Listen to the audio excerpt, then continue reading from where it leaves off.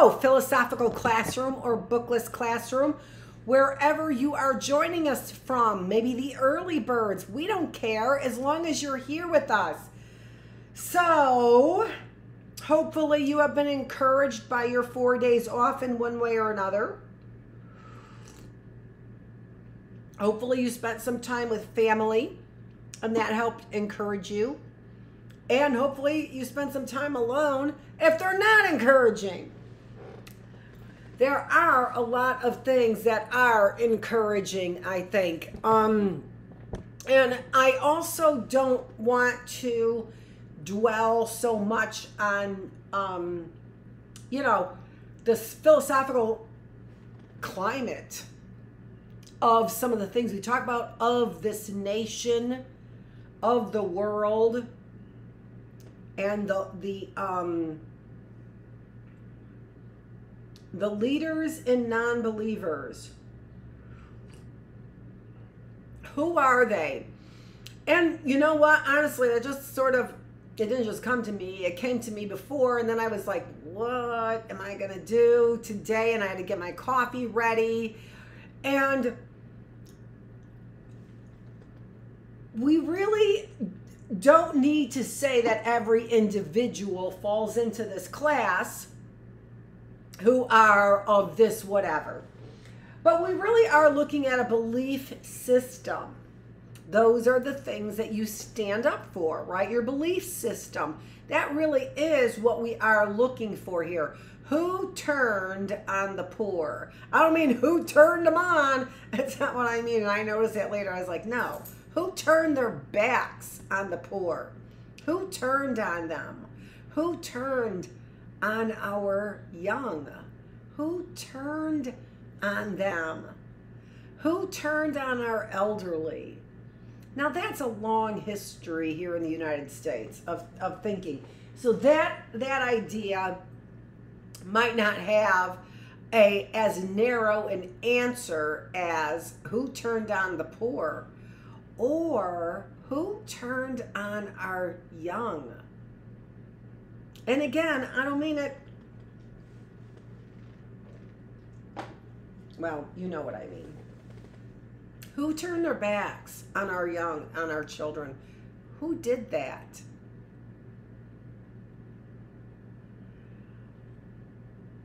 I don't know. I mean, I think I would like to get to the bottom of that. Because there is, I think it's capitalism. Absolutely. But I think that the evidence is in finding out what we know historically is going on, right? I'm looking at my diamond. It just looks so spectacular, doesn't it? When I'm all bronzed up. Not that I'm all bronzed up. I should be a little more bronzy. But, you know, you can't have everything. So,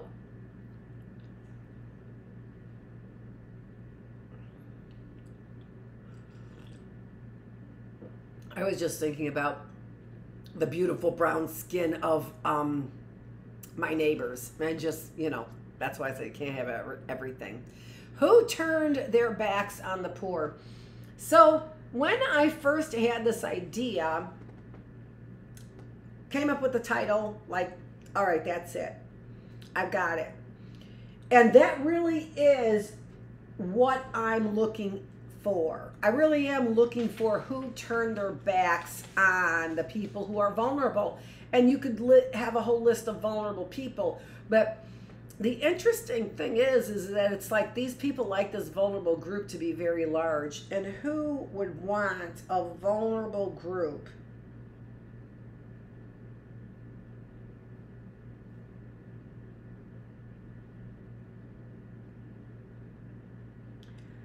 to be large?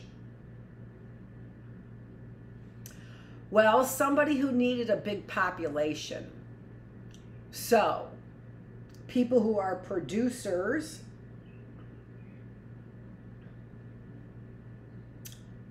people who think that these resources can replenish. My biggest complaint, I'm writing these down in case you were wondering what I'm doing there, about Job, the book of Job, is that, oh, we can replenish the resources. Oh, Job, hey, you got 10 new kids. But the whole thing about Job is this. It's a great, great lesson. The book of Job is an unbelievable lesson, really hard to take, a really hard to take lesson.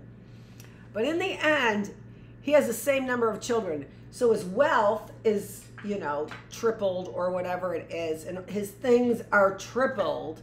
But the children, the number of children remained the same, 10 children. So his children didn't double.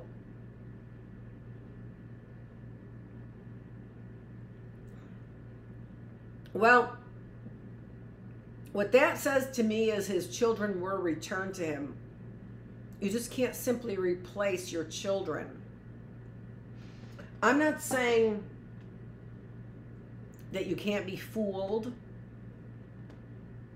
I'm not saying that your heart can't be open to other people. And the reason why your heart is open to other people is because they might be similar to your family and for example, your children. That is true. But they're not replaceable. And it's just, what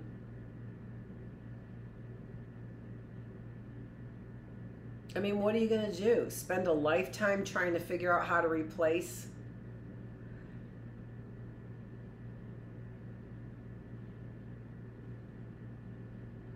And that is just really, I don't know. If you're trying to figure out how to replace one of my sons, you can't.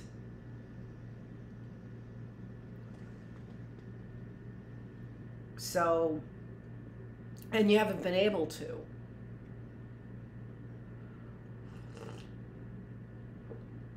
Trying to replace them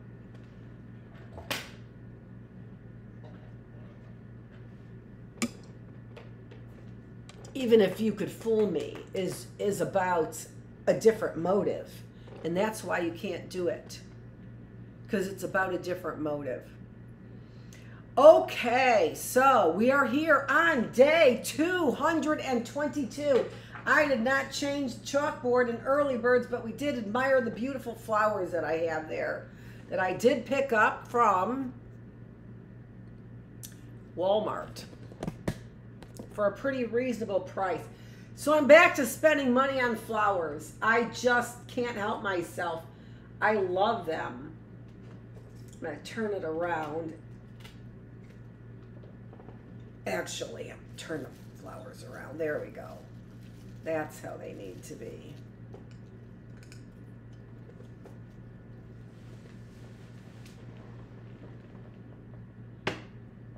And it is July 22nd, so hopefully you're playing the twos today.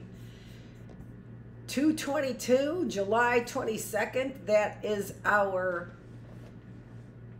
That's not attractive, Annette. I didn't think I had that all up in there. Okay.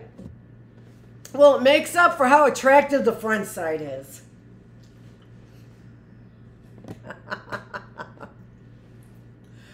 I've got my vitamin D. We're changing our class to 222. And we are talking about philosophical. It is our philosophical classroom. Excuse me, we're talking about who turned on the poor. And I don't mean in that good way.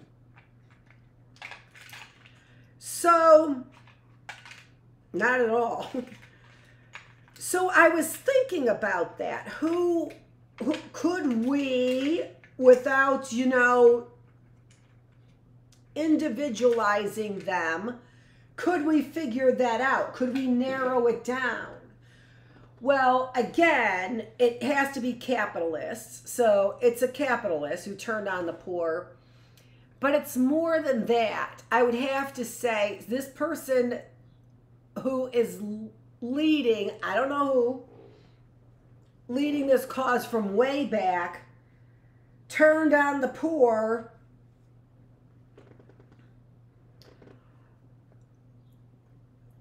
And they did it with a strong belief.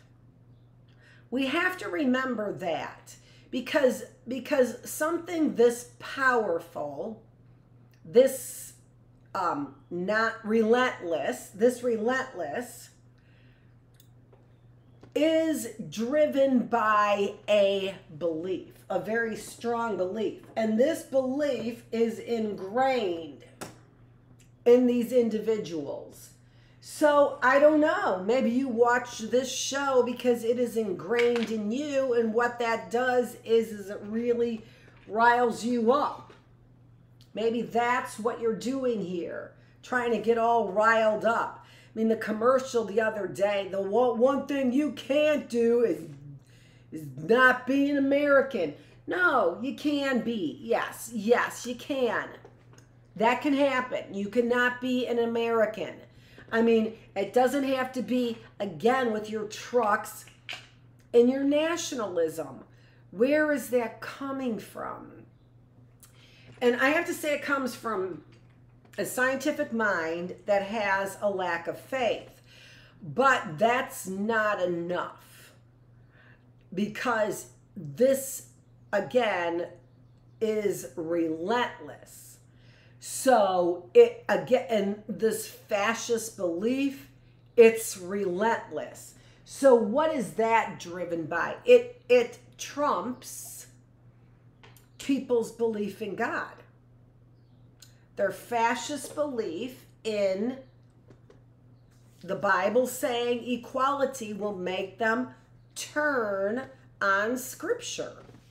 If you want to point that out, and if you want to be right about it, it will make these fascists turn on Scripture. The one thing they won't turn on is their nationalistic ideology, their DNA, and then their belief in a right to a land similar to Israel, only ours, you're talking about a continent, where Israel, you're talking about a dot on the map. So again, with this hoarding kind of perspective, and people who have hoarding perspectives or viewpoints are people who have been sexually abused. People who have hoarding complexes, like these capitalists, are people who have been abused. And then that goes hand in hand with this theory of this idea that it is not simply just, it's science who doesn't believe in God. There is a motivation, and the motivation comes from the emotion to move. It comes from an emotion, and it has to come from a traumatic experience. So hoarders, I would just have to say, have been abused 100% of the time. If you're hoarding to a degree that is makes you leave all rationality, that comes from sexual abuse. From abuse. I'll say abuse. It doesn't have to be sexual abuse. It's from this kind of horror. So in this way, I again want to identify who is the culprit in the horror show. And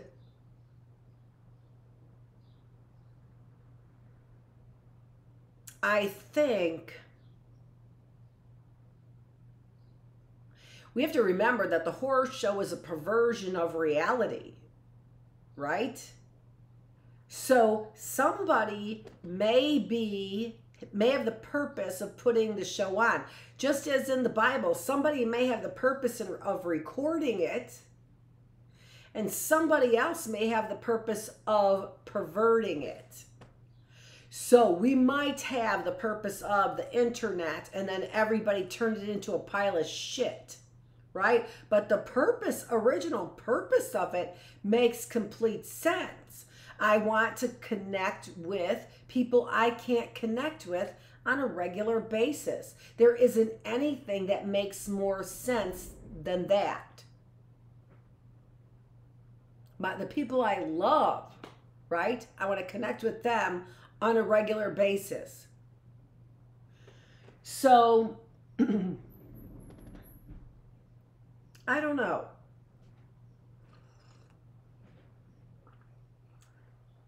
I want to shut that door. Because I'm hearing, and then that, it gets distracting. Hold on, I'll be right back.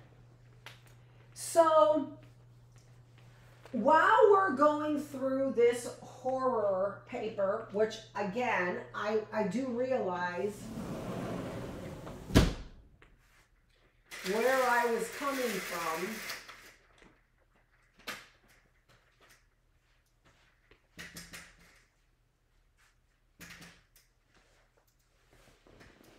Which is, I went back to the rice paper, or the rice book, right? And the whole idea here, again, is where is this coming from? And I really want to know. And I really want to know. Because there is a strong belief system, and there is a strong movement to crush it. And the only thing I can think of that kind of a strong movement to crush a belief system would be coming from a very emotional place. And an emotional place with a mind over matter kind of mentality. This is the job that needs to be done. It doesn't matter who she is. It doesn't matter she's a teacher. It doesn't matter she's a woman. It doesn't matter what she creates there for the world. There is a job that needs to be done. She needs to be destroyed. And that is a very militaristic, nationalistic, imperialistic ideology that creates division and sides and allies. Everything that was a component to World War I. Well, we're still there. And the thing that I want to give a little bit more time to, which I think is going to be the next thing that we go back to the Bookless classroom with next week, is the history of Hawaii. You know, it can be a lot of different ways, but I want to know, and people have a right to know. It can be a lot of different ways. It can be that we, as Americans, went to those Pacific Islands and saw people being treated and acting like savages. And the American military could have said, we are putting a stop to this, period. It could have been that way. But I also see, again, this capitalism, this hoarding that comes from a very, atheistic is not the word I'm looking for. Shallow, closer to that, hollow, closer to that empty belief system, right? That has a sense of real hopelessness that then generates warfare, real warfare. Again, we have to ask ourselves as Americans, why is our history book filled with battles? Why is that? And why? So, I mean, who's telling us something? And we're fighting over everything. And that book, God is Red, is telling us we're fighting over everything. And that is just, I mean, you know, when you think about the core of both the Muslims and the Christians and the Jews, but in particular the Muslims and the Jews, although I think that the Muslims via 9/11 also do hate the Christians because we pal up with the Jews. But that's not really true. And so this is actually one of the things I was getting to, and it's so deep that I think the history of Hawaii might help us look at this. But in my AI looks, right, in my questions, what came up was I was asking about, were there any, and I said this to you, Jewish, Japanese tribes, basically. And the answer seems to be no, but there are migrations to the area. And those migrations ended up being in, wait for it, Nagasaki and, what's the other one? I won't get the pronunciation exactly right unless I see it. Sorry about that. Sorry about that grunt too. What was that? And Yokohama. So, how about that? How about that? How about, and who knows? Who knows what the Japanese were bombing in Pearl Harbor? I mean, other than the ships. I mean, they could have been targeting the ships because the ships had been hanging out threateningly in their harbor until we annexed Hawaii. So always jabbing nations with other beliefs. But let's go back to the horror show over here, which again I just think is so funny because it is Purdue Pharma is in small letters. And I have a memory of that. I just have a memory of that because I thought it was so funny. Because Purdue should have been capitalized just by virtue of its position in the title. It was after a colon. So there's two errors. Again, I said this on Thursday. It just reminded me of Al Franken's book on Hannity and Combs. Hysterical. Sometimes you just have to get the humor right in the script. It's just right there in the script of it. Hannity and Combs. Okay. Let's get her going. What do we have under preview? Absolutely nothing.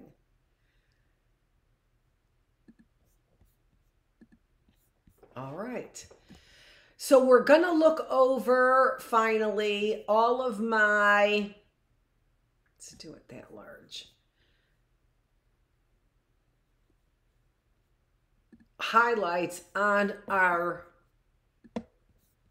reading there, which you can get online, The Horrors of Corporate Harms, Purdue Pharma. That's what I'm talking about. Grammatically, that is a joke. Grammatically, that's a joke. They cracked a joke is what they did. I think we already read the abstract. I'm not going to read it again. It's right there for you if you want to stop and read it. Let's get to the highlights here. We've talked about this once before, but I don't remember getting to many of the highlights at all. A dominant explanation by criminal legal scholars is that corporations are able to evade criminal legal frameworks because the criminal legal system is constructed around an archetypal legal subject, the responsible human being. So here we've got the legal system makes the human being responsible. However, we've got corporate criminals and legal systems who are running the show. This individualistic bias, with the bulk of research focused on individual perpetrators rather than organizations. Attribute subjective culpability to corporations through a history of abuse. What they're saying is it's just where corporations are considered in criminal law scholarships, the focus is primarily on the problem of how to attribute subjective culpability to corporations, right? Sutherland calling for criminological attention to white-collar crime more than 80 years ago. And that is the truth. We knew it was more expensive. We knew white-collar crime caused more deaths. And what did they do? They chose to bury it. And this is the legal system then, getting them and allowing them to be able to seal documents for what, 70 years in the Pfizer case, right? They clearly allowed the judicial system to not let happen to Pfizer what happened to Purdue. And in the corporation's best interest, this can affect our stocks, and therefore legally you have to act judicial system in the corporation's best interest and cover their asses. It's a bullshit play on words, and everyone knows it. And the criminals with the dicks in their asses, it's the Supreme Court. I can just see Brett Kavanaugh dancing around with that and that scene going on. Highlighted the ousted power of corporations to influence criminal legal definitions, investigation, and procedures in their favor.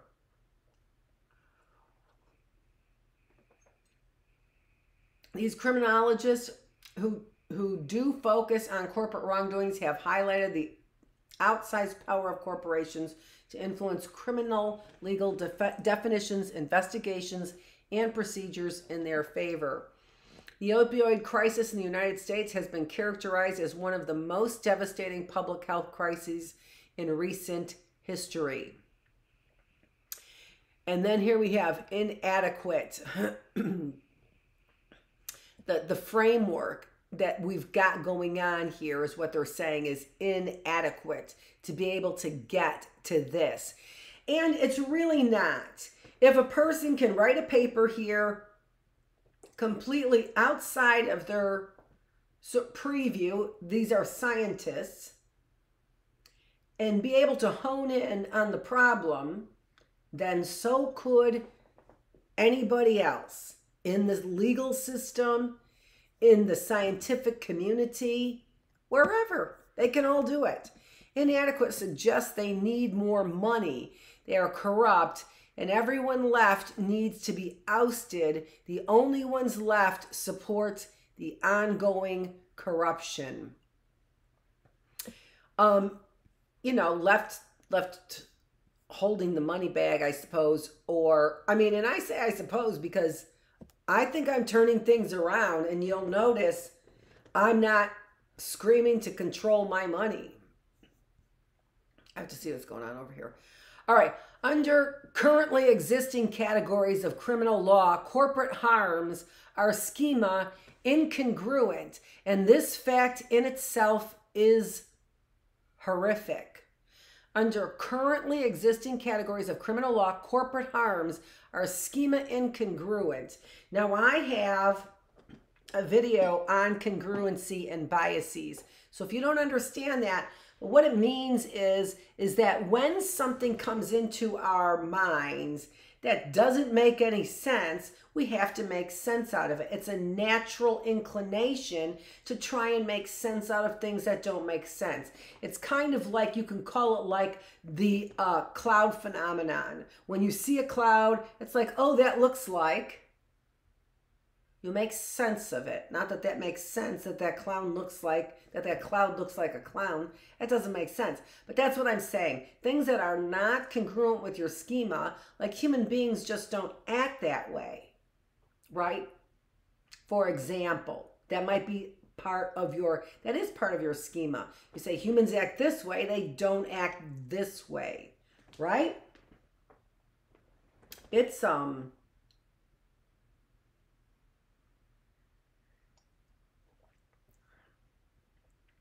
really sinister,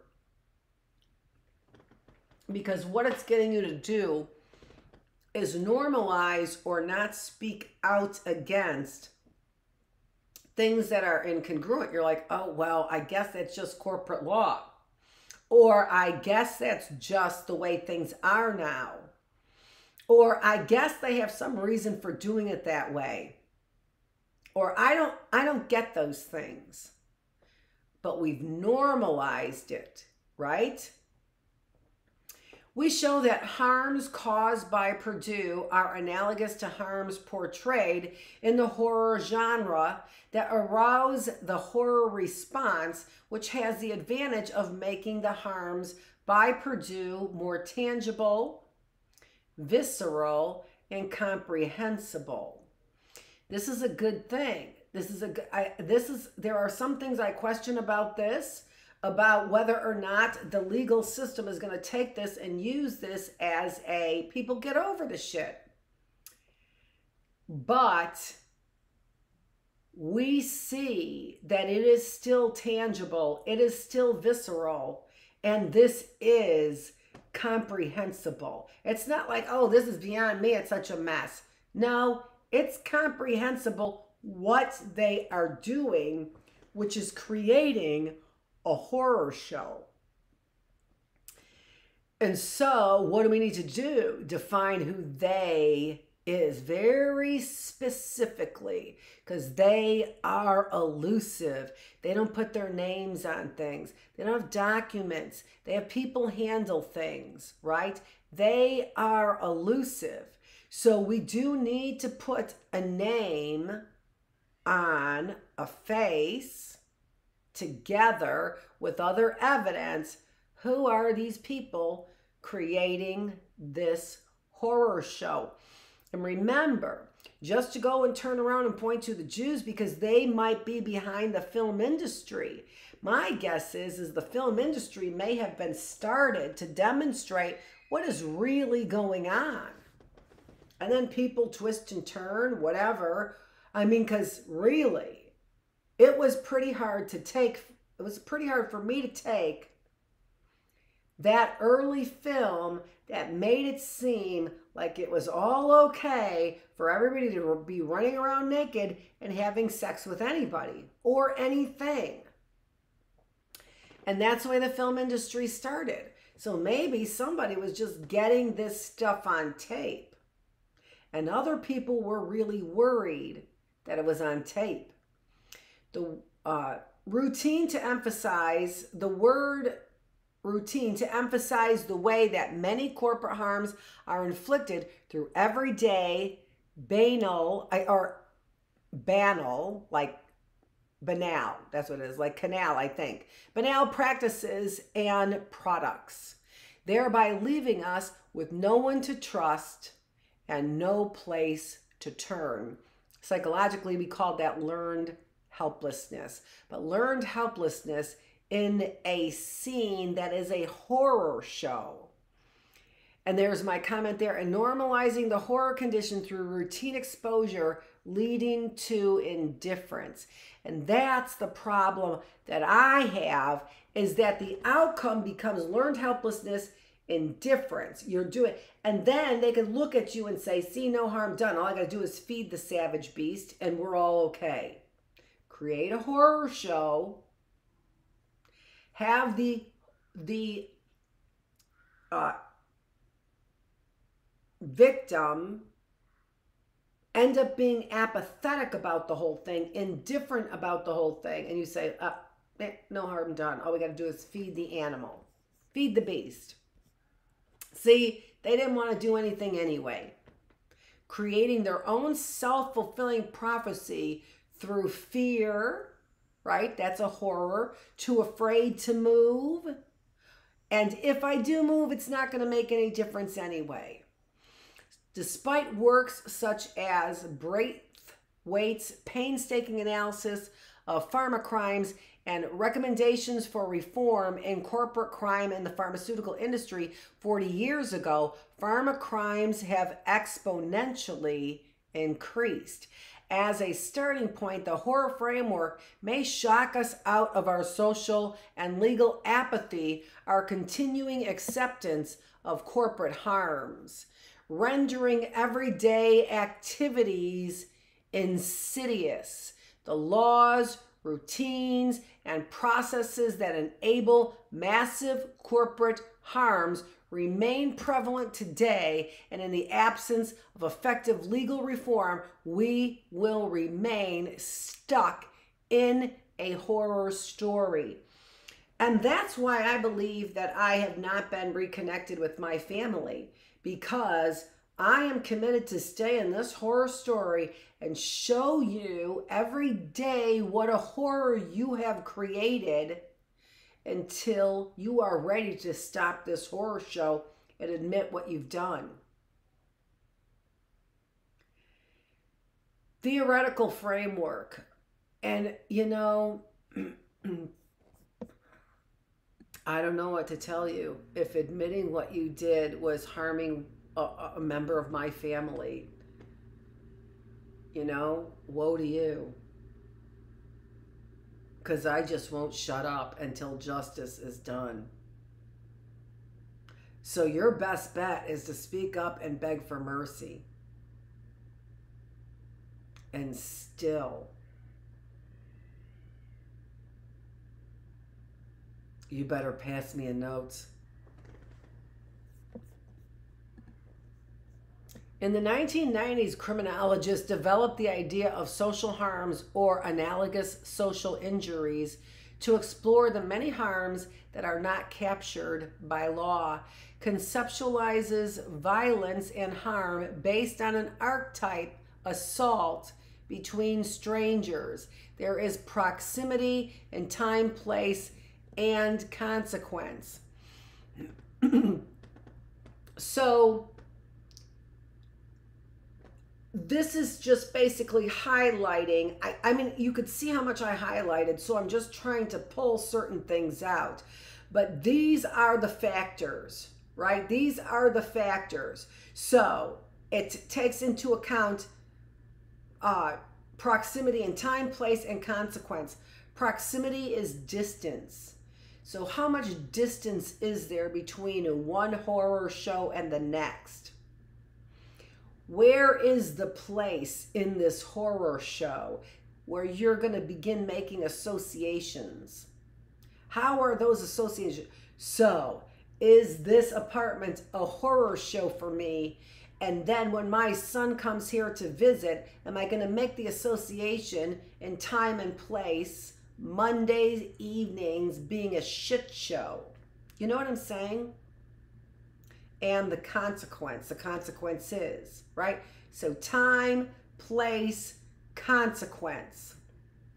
And in this way, the associations are manipulated, and it ends up being a slow violence, a violence of delayed destruction, because I am taking it and I am, now, you know, I've said this is you can use this in a good way, take a disease and spread it across time and place.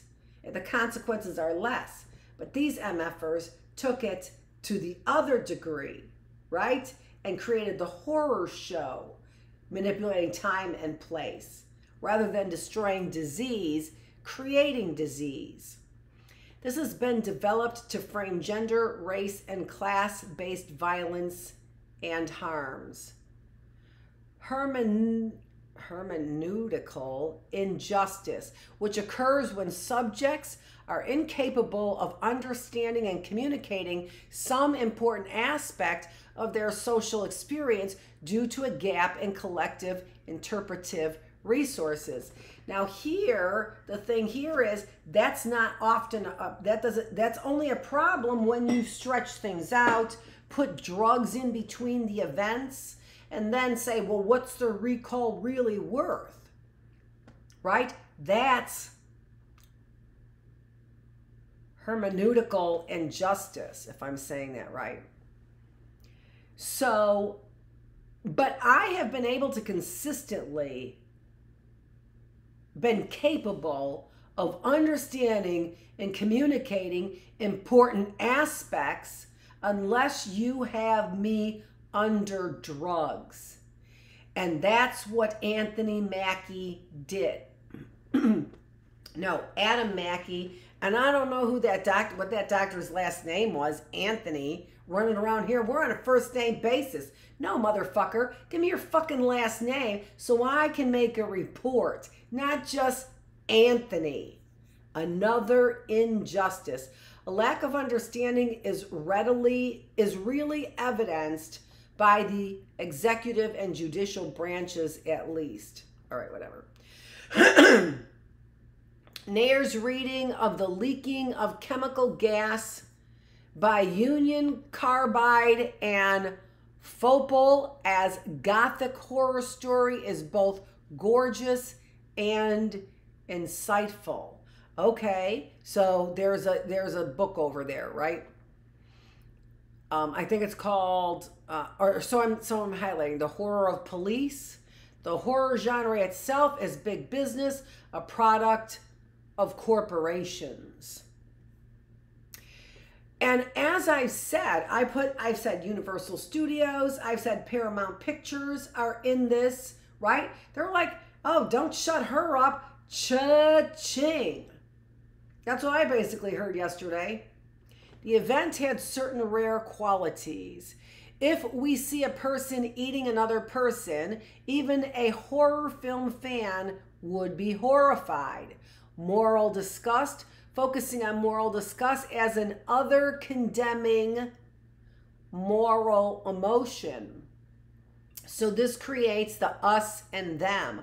Horror does not require someone to blame, only schema incongruence. Okay.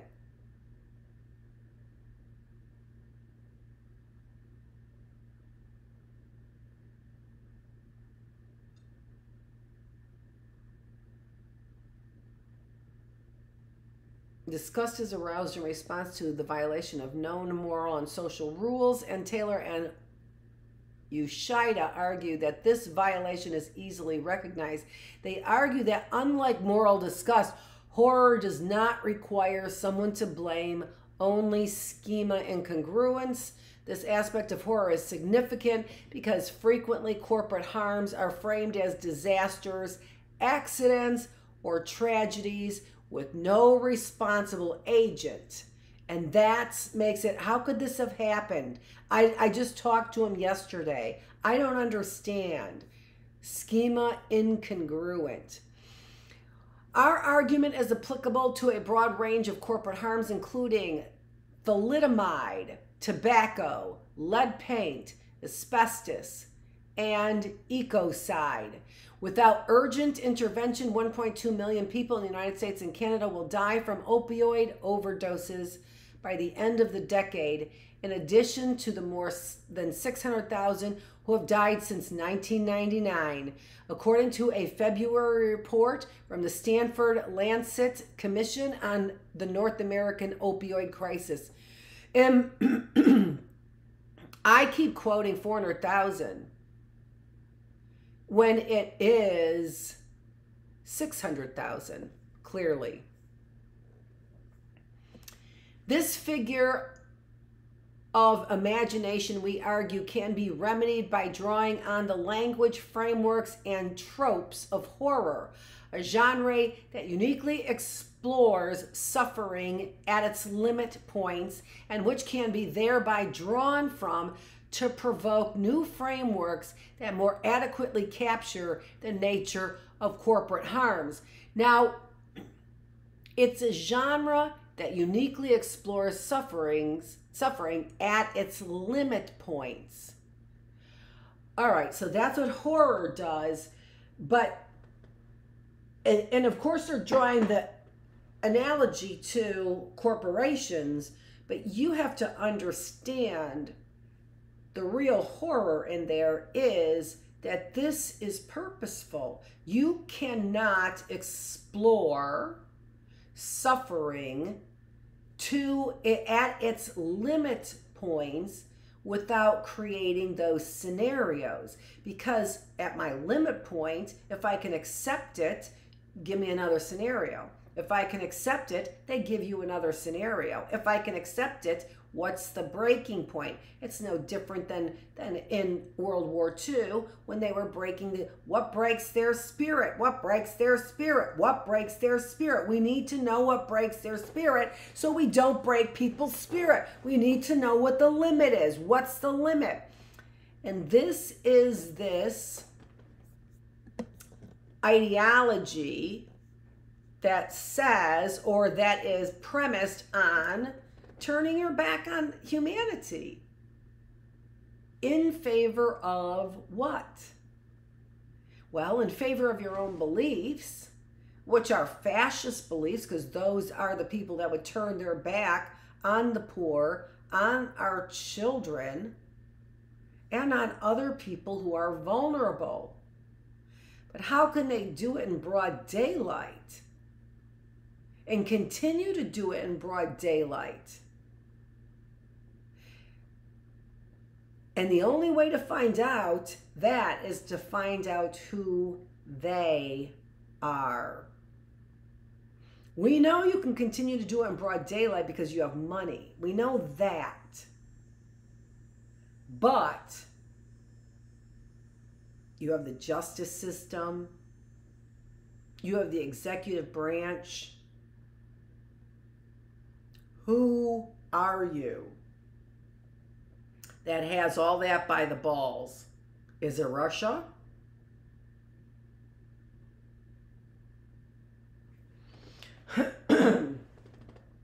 I don't know, because they're so well hidden.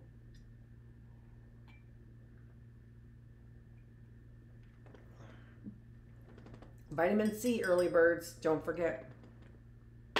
Oh my gosh, that's so good. I was so happy that I rediscovered frozen juices. Now all the prices are going to go up. That happened the last time I discovered them. Then they went up. Then I was like, screw you. Nobody will buy your stupid juices. But they're back again on my mind. Okay.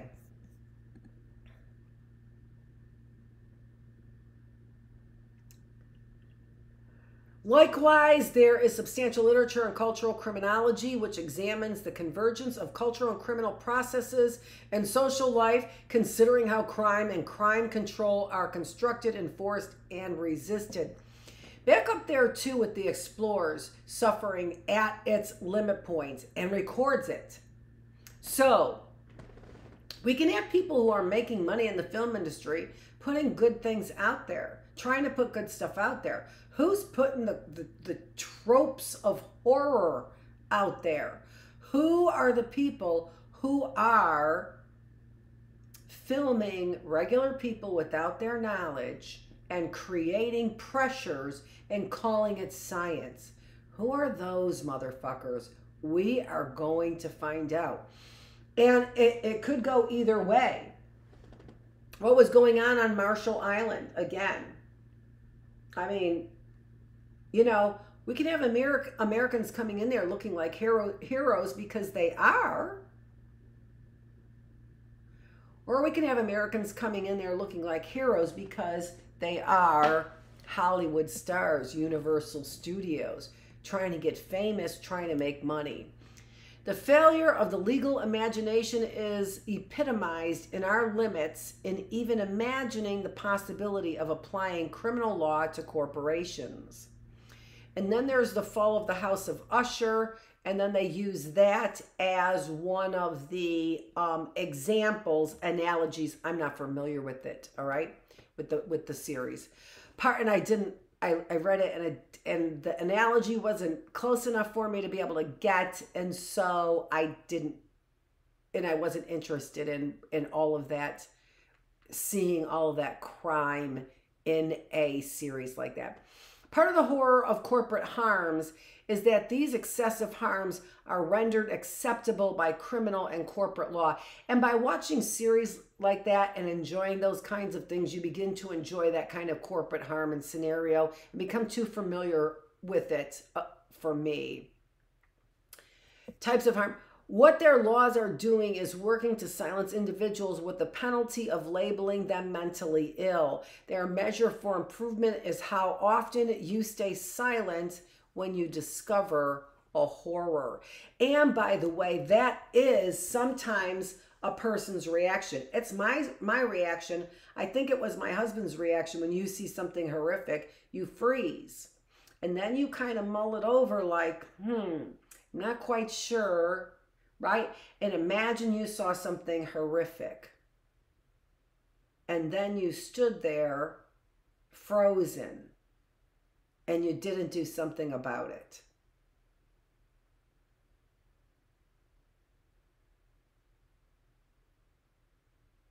I don't know. I don't know. It's just,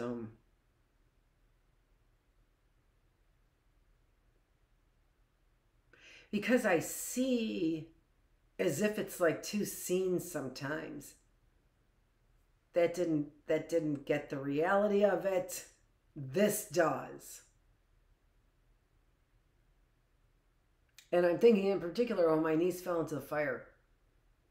It's like, I didn't move because she wasn't like screaming or anything. So I'm like, she must be at a place, and if I go to grab her, she could fall further into the fire and she's not screaming. But then she had burns. I don't know. I just don't know what happened there. But that's the whole thing. That's the whole, let me get it straight. Give me a second so I can get this straight. Because things aren't matching up. And that whole minute or 30 seconds or 10 seconds that you stop and go, hold it, wait a minute, things aren't matching up. That, first of all, is incongruence. Things aren't matching up. That's what they're talking about when they're talking about creating incongruence. And that hesitation is something that could cost you your mental health. If somebody was hurt because of your hesitation, and then find out that that was all staged one way or another. I know that there are more than a handful of paid actors who have been around me. And I know that the paid actors have slimmed down. That's because death involved an opioid, 66%. So if you receive any, and I tried to, they gave my son, after his tooth extraction, opioids. You never did that for a fucking tooth. Fuck you, you fucking asshole. Stop it, you drug pusher. You stupid drug pusher, you. How dare you do that with a degree of a doctor and running around with that kind of ignorance? Or with that kind of bias that you would promote pharmaceutical money. So the lady said yesterday, she thinks that everyone has 6 month wait on their doctor's list. Well, good for you. Maybe you need to get some things straight before you go running to the doctor every 5 minutes. I haven't seen a doctor in I don't even know how many years. And I attribute to all the things that I'm talking about. My family, God, having a purpose, targeting people who aren't for good health, right? And aren't for good quality of life, which should just be a given here in the United States of America, since that's what you're selling. This whole thing is just, so to know that those deaths, then those numbers, 1 in 4, and you're giving them out. So this lady says, 6 month wait. She thinks all doctors are a bunch of doctors are quitting. Good. Get those criminals out of there. They know they're making money when they shouldn't be making gobs of money. That's why they would be quitting. Because who would quit their job if you were a stand-up teacher who would quit their job if they were a stand-up doctor and was doing and saving lives like doctors are supposed to be saving lives.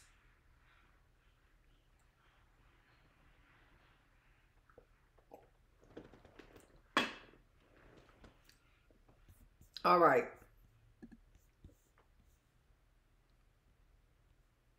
So good. Maybe the system is changing. And that's what we're depopulating. All those doctors who we don't need, who are supporting a horror show. The usual systems and government bureaucracies have collapsed. Here. It becomes difficult to calculate the effects of a zombie apocalypse because the usual systems of government bureaucracies have collapsed. That is what has happened. You cannot call. I hope I'm not repeating myself here. I don't think I am. You cannot call up any government agency, Social Security, unemployment, Employment Opportunity Commission, and expect to get an informed government employee. It seems like they've collapsed. Governmental systems were never designed to calculate or manage harms of such magnitude. When there are too many injured, we lose our capacity to empathize or care. It is just too much, which in turn impacts the political will to change models of culpability for corporate harms. It's just too much. Right? You hear that that's what they did in the opioid crisis, and the capacity to empathize or do something about it is just too much. And it changes the models of culpability for corporate harm. Horror has an extensive vocabulary for harms. Insidious dread can be as effective, if not more so. So here you've got all kinds of things, right? I hope why do I feel like I'm repeating this, that I really have done this before? I'm sorry if I have. It doesn't even matter. But sorry if I have. So here, even the word insidious, what does that really mean? It means that I can't see you, but it's creeping evil. That's what that means to me, right? Degradation. You're humiliated on your hands and knees. A whole vocabulary that people don't use that is used here on a regular basis. Mind games, mental mind games, right? Mind manipulation, Manchurian Candidate, a whole vocabulary for harms. And also, Manchurian came up in one of my searches, and I said, is that Manchurian Candidate? And they're like, oh no, because it sure is sounding like it. But that's I'm going to get to too. So there's a couple things I want to get to as far as, I have to look that up again too, what that was.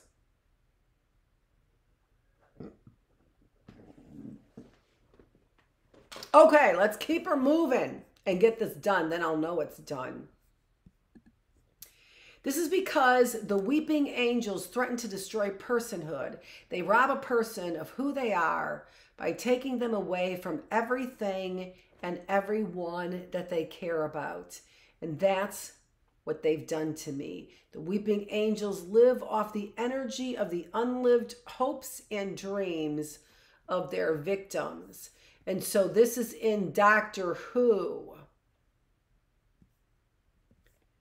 People are robbed of their agency through no fault of their own to consume the drug that they crave, radically reducing what made them who they were and their significant connection with their past. So this is what they're talking about, Oxycontin.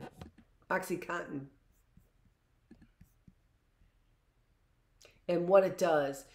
And, you know, again, I've cried about it, what it does to mothers. It does that to mothers.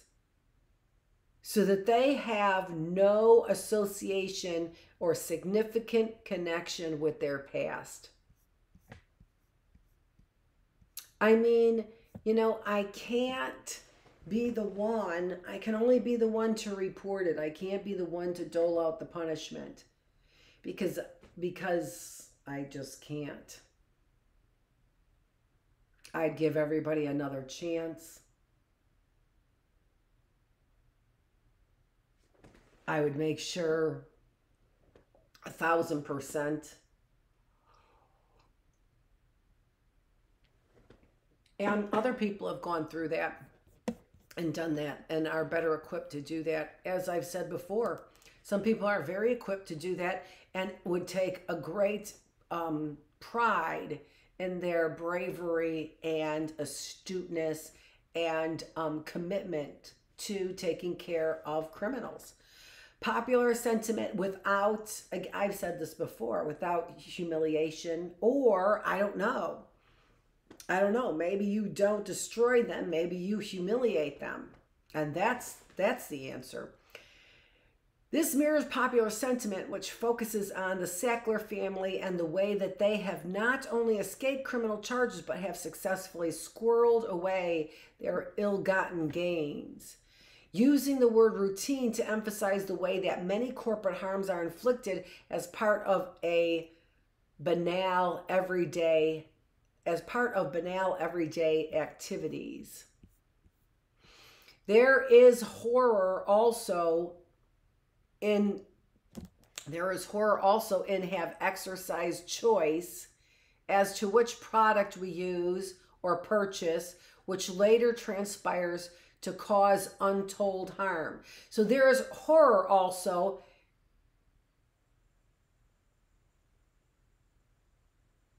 I don't understand that sentence. Oh, yes, I do.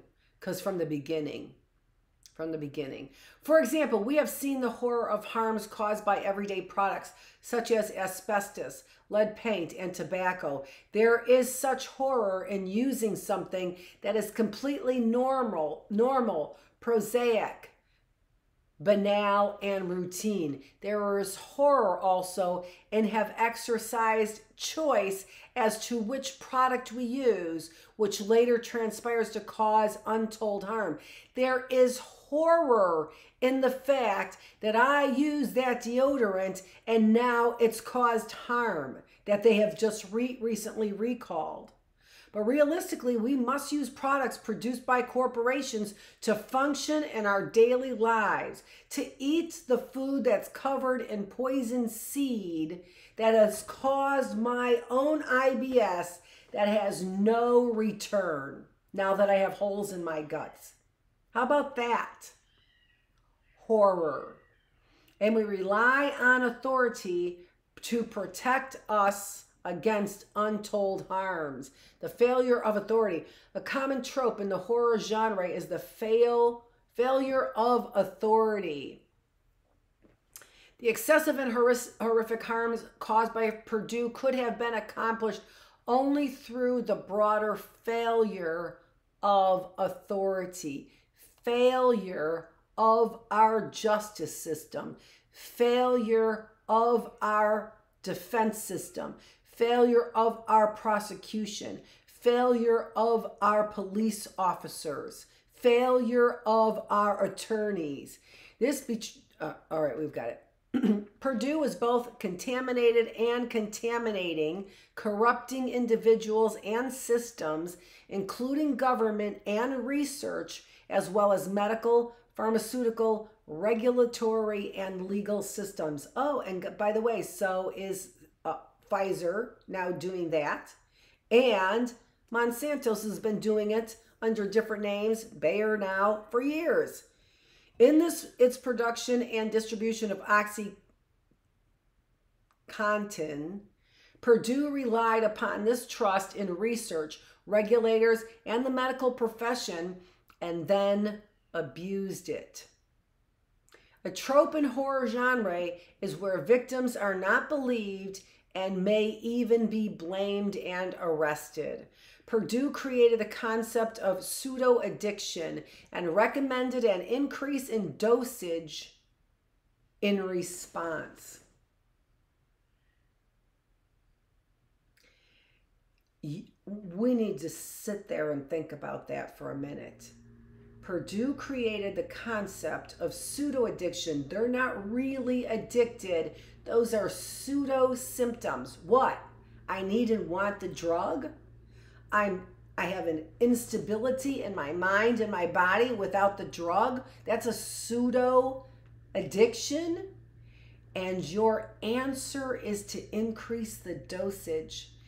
Again, you need a whole new vocabulary of words in order to be able to wrap your brain around this, which had the effect of increasing its market and profit margins even further.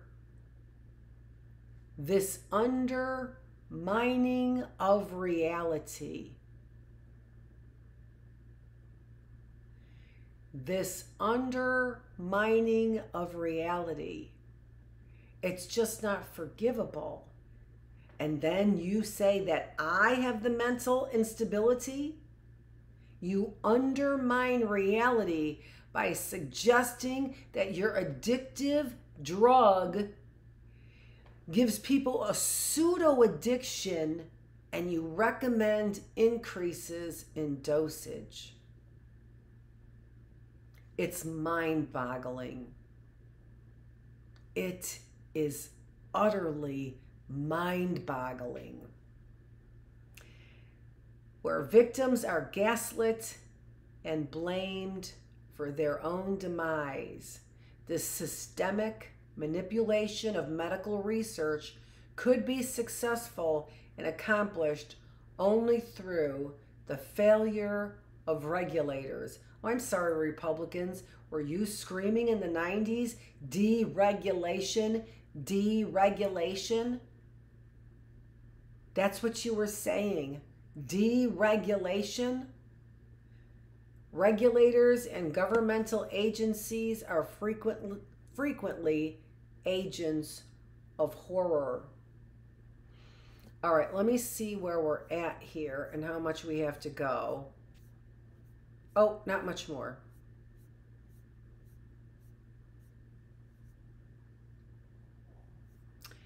All right, I am going to stop then here. And we'll pick this up tomorrow. So this will get us some time, 3 days, to wrap this philosophical classroom up with this, starting with basically the horrors here. Starting with this, we're going to end with this. You've got quite a few things to read if you want to keep looking into this. And then I'm going to keep trying to uncover some of the things that led me, I'll explain, led me to where we are going in the Bookless classroom next week with a history of Hawaii. I believe that's what we're doing. This is Dr. Annette Feravich.